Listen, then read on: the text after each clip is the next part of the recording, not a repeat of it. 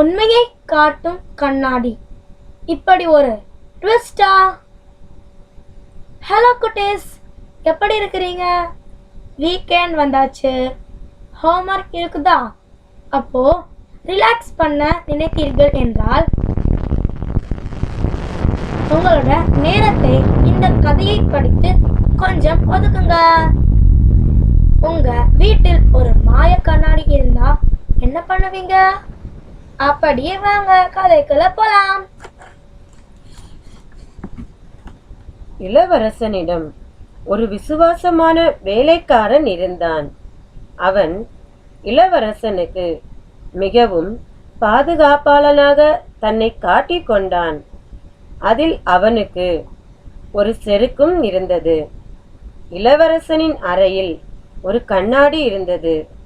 அது எப்போது சென்றாலும் ஒரு சிகப்பு நிற துணியால் மூடியே இருக்கும். வேலைக்காரனும் ஏன் இதை மூடி வைத்துள்ளார்கள் என்று யோசித்தாலும் அதை அவன் ஒரு நாளும் திறந்து பார்த்ததில்லை.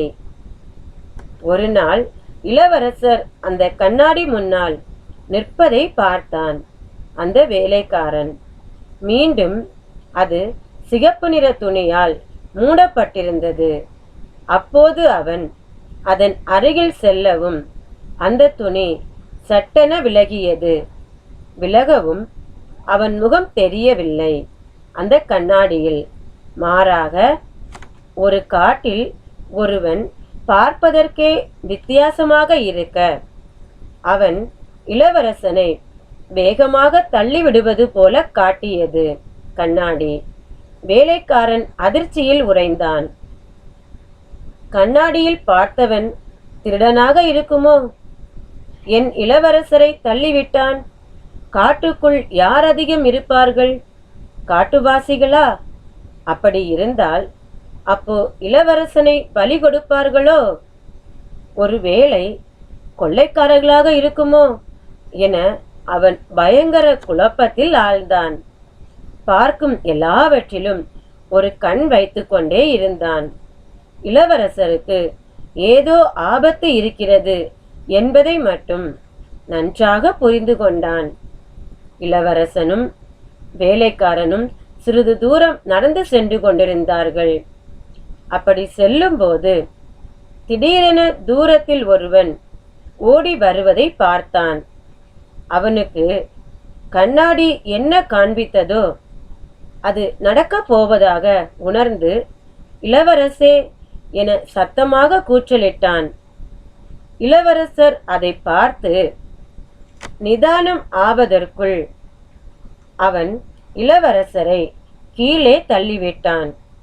இளவரசர் நடப்பது என்னவென புரிவதற்குள் அருகில் இருந்த மரங்கள் முறிந்து உடன் வந்தவர்கள் மேல் விழுந்தது. இளவரசர் மட்டும் எந்த அடியும் படாமல் தப்பித்தார். இதை பார்த்த வேலைக்காரன், அவன் திருடன் கொள்ளைக்காரன் என்று எண்ணி இருந்தோமே, அப்படி என்றால் இவன் இளவரசனை காப்பாற்றத்தான் வந்தானா?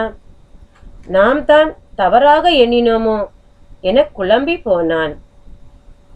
ஒரு வினாடியில் இளவரசரின் உயிரை காப்பாற்றியது அவன்தானே எனவும் யோசித்தான். இளவரசரிடம் அந்த மாய கண்ணாடி தனக்கு இதை காட்டியது என்று எடுத்துரைத்தான். அதற்கு இளவரசர், பார்க்கும் எல்லாவற்றையும் ஒரே கோணத்தில் பார்த்தால் இப்படி நடப்பது சாத்தியம்தான். ஆகையால் நீ பார்த்தது தவறில்லை. பார்க்கும் அனைவரையும் தவறாக எண்ணாதே என்று கூறினார். இப்போதுதான் அவனுக்கு புரிந்தது, இளவரசரை தான் மட்டும் இல்லை, தன்னை போல இருக்கும் குடிமக்களும் பாதுகாப்பார்கள். அவனின் மமதையும் அழிந்தது. கண்ணாடி முன்னால் தோன்றியதை தான் தவறாக எண்ணிவிட்டேன் என வருத்தப்பட்டான்.